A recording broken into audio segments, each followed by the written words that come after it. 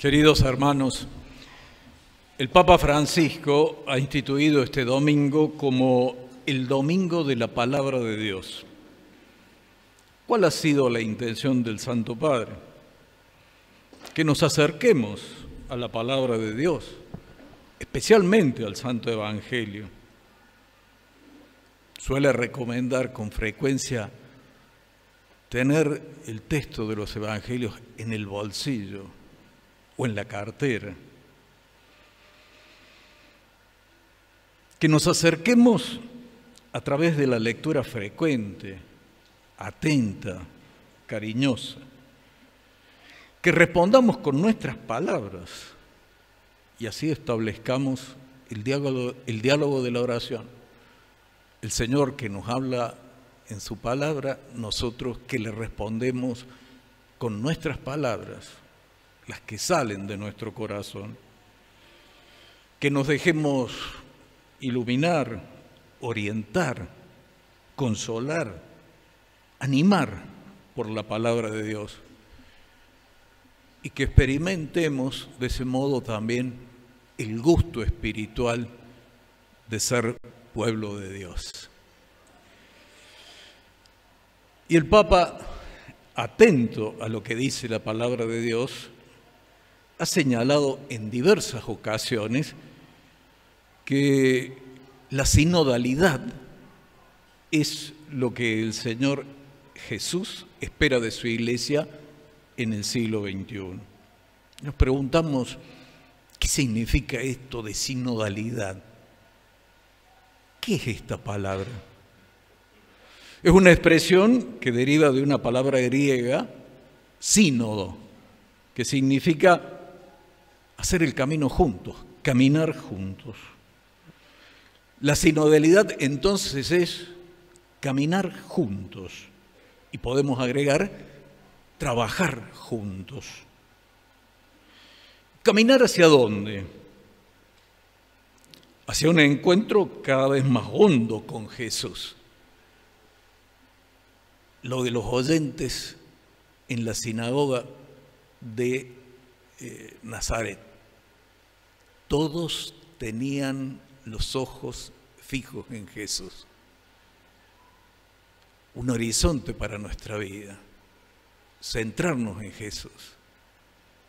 La sinodalidad, queremos caminar hacia Él, hacia un encuentro cada vez más hondo con Jesús. Y caminar juntos.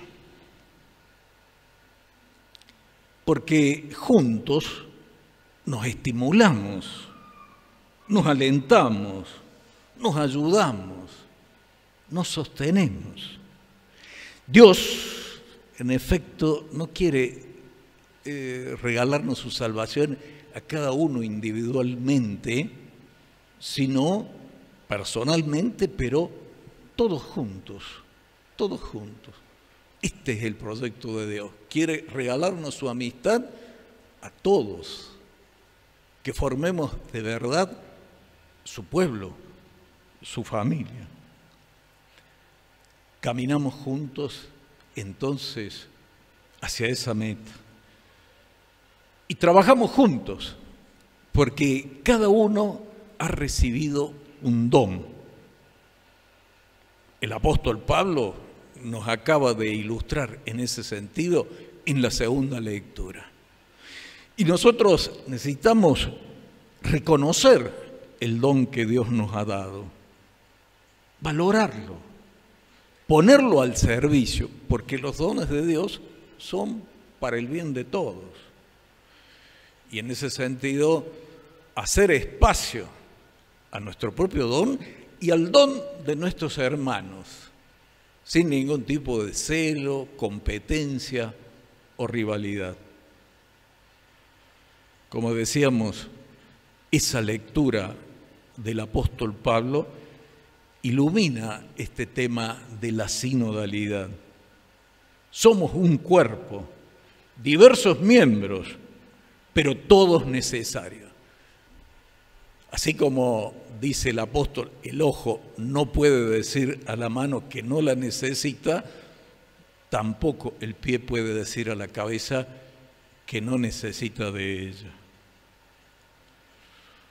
Entonces, nuestro desafío como discípulos de Jesús es tomar conciencia de todo esto y, superando todo individualismo y prejuicio, hacer nuestra parte, nuestro aporte con dedicación y generosidad. Y el trabajo, entonces, así encarado entre todos, será más complejo, pero será también más rico y será más comprometido, porque no solamente seremos ejecutores de algo, sino de alguna manera hemos participado también en la gestación de eso. Esta es una experiencia de vivir la sinodalidad en la Iglesia. Y entonces tenemos que caer en la cuenta que todos estamos llamados a evangelizar con el testimonio. Ya nuestra vida que se inspira o que quiere inspirarse sinceramente en el Evangelio es una proclamación de ese Evangelio. Mucho más si agregamos a esos gestos que brotan desde el Evangelio. El Papa Pablo VI decía que en el mundo de hoy la gente escuchaba más a los testigos que a los maestros. Y si escucha a los maestros es porque antes son testigos. Entonces, con el testimonio, con los gestos, ya estamos proclamando el Evangelio. Pero también podemos hacerlo con la palabra, animándonos, porque el Espíritu que nosotros hemos recibido en el bautismo y que ha llegado a plenitud en la confirmación, nos habilita, nos capacita para decir una palabra que puede llegar al corazón de los hermanos, abriéndole horizontes insospechados. Todos somos responsables de la proclamación del Evangelio desde nuestro bautismo. Y qué bien que lo entendió esto Brochero y cómo lo puso en obra en su tiempo, con las características del momento actual en la sociedad y con las características de aquel momento en la vida eclesial. Pero esta obra magnífica que nosotros vemos de la evangelización de toda esta inmensa zona no fue una realización solo de Brochero, sino que muchos trabajaron con él. Rezadores, bautizadores, catequistas. Fue una obra en común y en ese sentido, en su medida y con sus posibilidades, también aquí Brochero estuvo como adelantándose a los tiempos. Y esto que el Papa Francisco nos dice ahora de que lo que el Señor espera de la Iglesia en el siglo XXI es la sinodalidad, ya de alguna manera Brochero lo iba llevando adelante aquí, en Tras la Sierra. Admirable en este sentido. Y los serranos colaboraron con Brochero y se animaron con él. Y así se realizó también la obra de la evangelización, que tuvo su repercusión en la vida social, transformándola para mejor. Y en este sentido también, cuando decimos nosotros de la sinodalidad, es un testimonio eclesial, algo que tenemos que procurar vivir en el seno de la comunidad eclesial, pero que tiene que tener su proyección a la sociedad. Caminar juntos, trabajar juntos. ¿Cuánto nos hace falta a los argentinos? que hemos vivido y a veces estamos viviendo tantos desencuentros y tantos enfrentamientos. ¿Y a qué conduce todo eso? A una esterilidad, más tarde o más temprano, y generalmente más temprano que tarde. Y entonces, esto es una invitación a que, viviendo sinceramente nuestro compromiso cristiano, no solamente lo experimentemos en el seno de la comunidad eclesial, sino que lo proyectemos hacia toda la sociedad.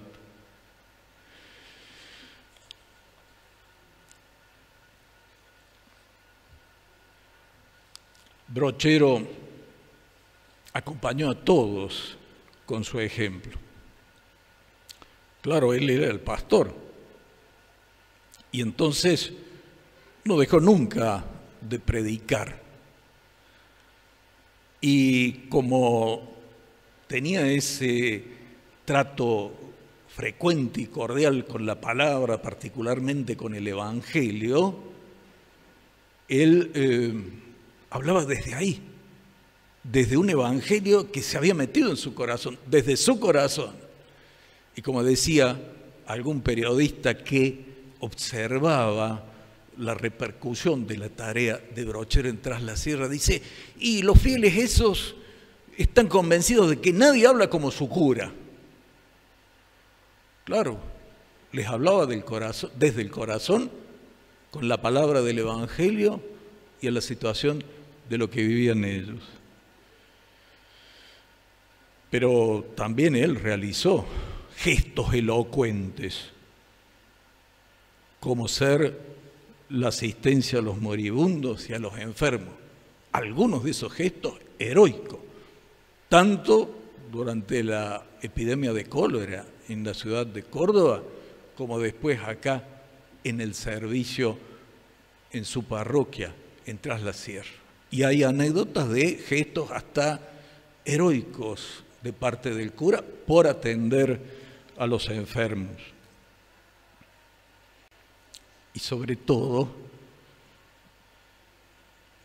tuvo ese gesto admirable de asumir y vivir su enfermedad, que le causó un hondo dolor físico y moral, elaborando esa experiencia desde la fe, y la vivió en definitiva agradeciendo a Dios y dando un testimonio heroico.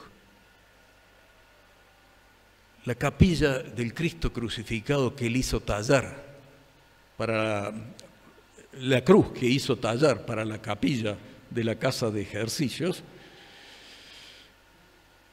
lo hizo para ayudar a vivir más profundamente el encuentro con el Señor, haciendo memoria de aquello que dice el apóstol Pablo escribiéndole a los Gálatas: yo vivo en la fe del Hijo de Dios que me amó y se entregó por mí. Y esto es lo que experimentaba él y lo que invitaba a vivir a sus paisanos. Un encuentro con Jesús, tanto en las circunstancias felices y alegres como también en las desafiantes, en las difíciles, en las crucificantes. Su palabra, sus gestos, su testimonio iban en este sentido. Y él hablaba desde su experiencia.